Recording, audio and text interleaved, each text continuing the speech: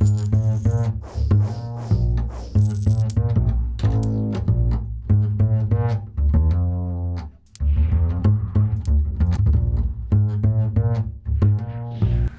I'm Casey, editor of GoBankingRates.com, here to talk to you about a common problem that even I've had to deal with, and that is building your credit when you don't have a sufficient credit history. Now, whether you're a young adult who has never had to get a credit card or a loan, or you just haven't used credit in a while, when you finally do want to get your hands on some credit, it can be a very frustrating process. You need a credit history to get new credit, but you can't build a credit history unless you already have credit. So I'm not sure who made up these rules, but I'll teach you how to work with them. Before I describe to you the best way to go about building a credit history, I'll give you a couple of don'ts to avoid so that it doesn't become a harder process than necessary.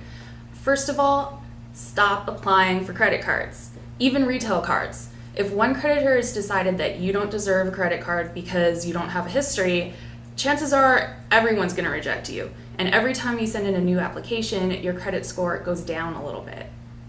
Secondly, don't bother getting a loan with a cosigner just for the sake of building your credit. Before the recession, this is a tactic that a lot of people used and it worked pretty well. But these days, creditors are much more interested in you proving that you are responsible with your money and not just your parents or your good friends. So getting a co-signed loan or even just being added as an authorized user on someone else's credit card are going to do little to nothing to actually build your credit up.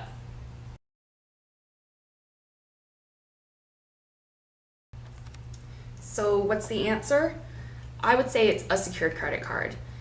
Secured cards are great because they prevent you from getting into trouble with debt since you provide the cash for your line of credit up front.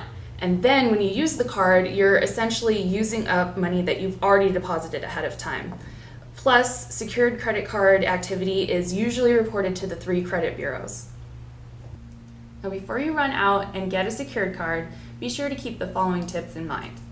Number 1, ensure that the activity on your card is in fact reported to the credit bureaus. Most, but not all, secured cards report your transactions. Secondly, make your payments on time. The easiest way to ruin your credit is to make late payments. Number 3, don't max it out.